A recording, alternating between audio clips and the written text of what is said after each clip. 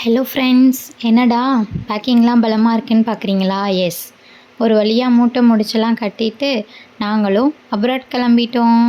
நான் ஃபாரின் போகிறேன், நான் ஃபாரின் போகிறேன், நான் ஃபாரின் போகிறேன் அப்படின்னு என்ன தான் ஹாப்பியாக கிளம்புற மாதிரி தெரிஞ்சாலும் மனசுக்குள்ளே நிறைய வருத்தம் தான் இருக்காதா பின்ன?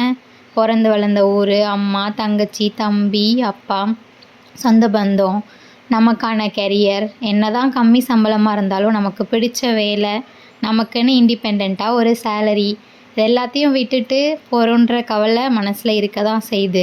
அதை தாண்டி புது ஊர் எப்படி இருக்கும், அங்கே சாப்பாடு எப்படி இருக்கும், எப்படி மேனேஜ் பண்ணுவோம், குட்டி தம்பியை எப்படி மேனேஜ் பண்ணுவோம் அப்படின்ற பயம்லாம் நிறைய இருக்குது.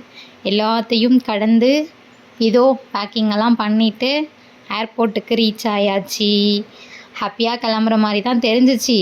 இங்கே வந்து பார்த்தா அம்மாவை பார்த்தா எனக்கு கொஞ்சம் அழுகை, ஃப்ரெண்டு, தங்கச்சி, தம்பி எல்லாரையும் விட்டுட்டு போகிறோமேன்னு அழுகலாம் ஒரு சைடு.